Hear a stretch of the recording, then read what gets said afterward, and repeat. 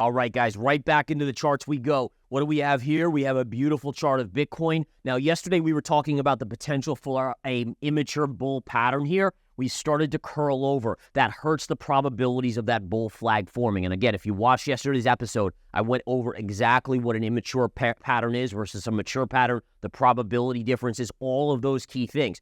Now, listen, could we recover? If we recover and trade back up here today, maybe it can be saved. But ultimately, be very, very careful here. If the stock market starts to dip, we know that there's a correlation between stocks going down and crypto going down. Watch that really closely as well. If we do drop down here, we have major support right here at around 57.5, give or take. That's right around this previous low here. All right, so that would be first support. Any sort of resistance would be right up in this range, okay? But really right now, yesterday we were making this type of pattern, sideways consolidation, which really favors an upside move if it matures. Now it's much more of a 50-50 that we're curling over just a little bit. So again, 50-50 now. And if we curl over much more, then the probability is we retest this lower level, and that starts taking over more and more. Wait a minute, everyone. Welcome to Bitcoinzilla, your platform for daily cryptocurrency analysis and news. Our mission is to keep it simple. Bitcoinzilla offers engaging information that is easy to understand. Our analysts keep their eyes on the latest news to provide valuable insights via email. Don't miss out on this opportunity. Join our community of 10,000 subscribers and experience the new edge with Bitcoinzilla. Subscribe now.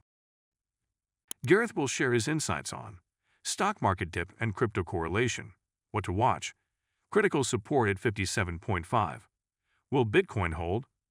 Bitcoin's chart, immature bull pattern or trouble ahead. Let's join Gareth in this interview about these topics and more. You know what chart this is? This is the dollar yen. Now, the dollar has been, and I'm going to give you guys this because this is one of my sleeper things that could blow up into a major crisis. The dollar yen has been, basically the yen has been collapsing against the US dollar. You can see again, we had this beautiful wedge pattern. By the way, charts work perfectly on Forex currencies, just like they do on commodities, crypto, as well as stocks. Look at the flat top, pivot high, consolidation bull flag, breakout. Then right at this high, the Japanese central bank intervened because, again, this was getting out of control. They slammed it down. It went right back to the scene of the crime. This is amazing because even with the intervention, the chart still played out perfectly. All right, what do we know? Well, once you break out and confirm, here's your breakout, here's your confirming candle, actually right here, confirmed even. You look for a retrace to the scene of the crime. It did it to the T, and look at the price action. The dollar yen, the yen is essentially weakening again. This tells me that the Japanese central bank is in trouble. They pushed it down, but as soon as they stopped their intervention, the yen is starting to weaken again. Now, this is where things get even more interesting. The U.S. government over the last couple days has said, Japanese central bank, Japanese government, we do not want you to intervene. Now, what the heck? Where does the U.S. come off saying other countries can't intervene in their currency markets? Well, this is the kicker. Japan is the biggest holder of U.S. debt. Now, to support their currency, the Japanese would sell U.S. debt on the open market. Now, if they sell U.S. debt, what happens? There's a flood of new debt that comes onto the market. There's so much supply that interest rates would have to go up to compensate and get people to buy all that debt. So again, the U.S. government's saying, hey, we don't want you to intervene. You got to let your currency, float and potentially collapse, because if you intervene, you're going to cause our interest rates over here to spike higher and potentially take the power away from the Federal Reserve. And yes, the Federal Reserve absolutely can lose control of interest rates. It's happened before and it'll happen again. So yes, when things are relatively calm or even a little crazy, they can control it. When things get out of control, they can lose control.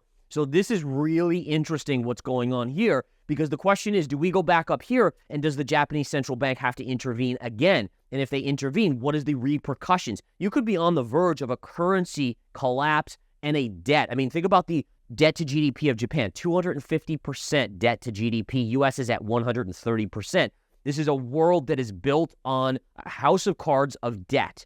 And if something starts to trigger here, it could be a domino effect to the downside. So be aware, there are things lurking. When I see the VIX at 13, I say, holy cow, the market is not pricing in anything. And I'm honestly a buyer of the VIX down here, the volatility index at these low levels. Okay.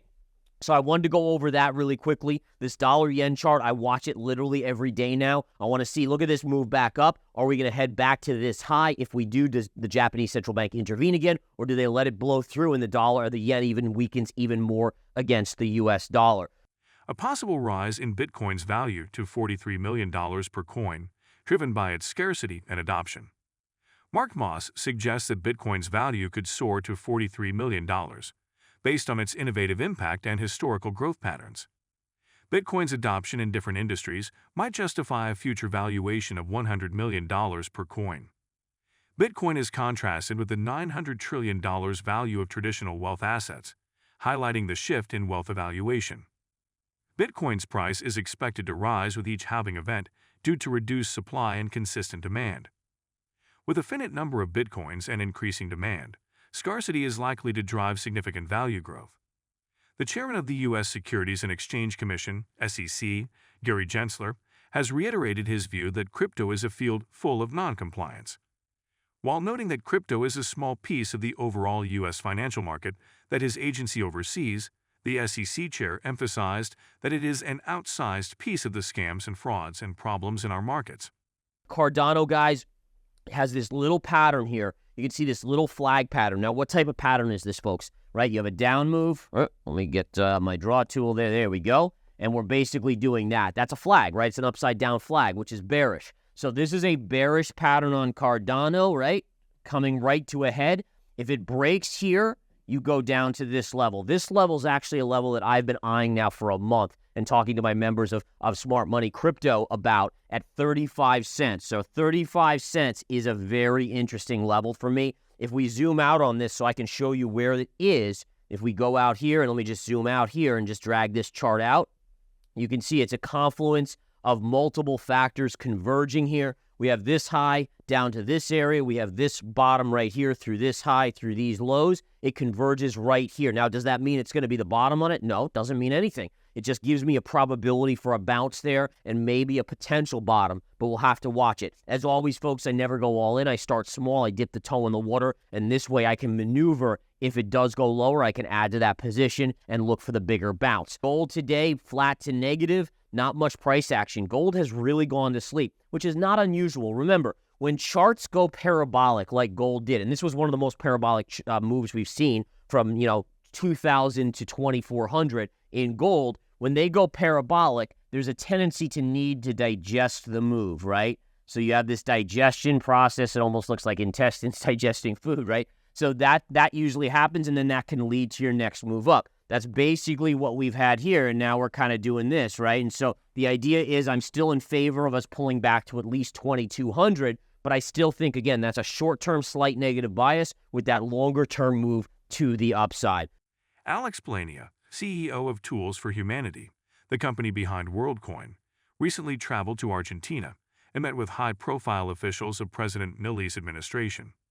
The objective behind these meetings would be to clarify this project's objectives, given that it has found opposition from local regulators who allege WorldCoin is violating the Argentine citizens' rights.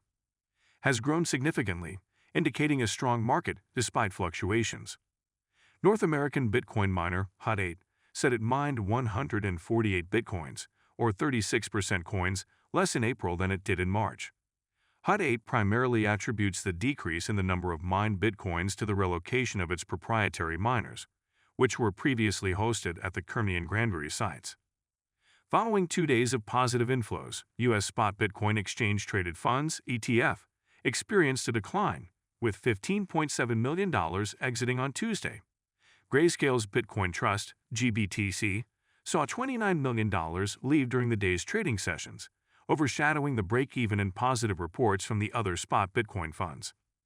If you've been with us so far, a big thank you. Don't forget to subscribe for free to BitcoinZella for your daily news. The link is waiting below. That's all for today's crypto news. Stick around for more updates, insights, and analysis on cryptocurrencies. Share your thoughts in the comments, like this video, and subscribe for more exciting content.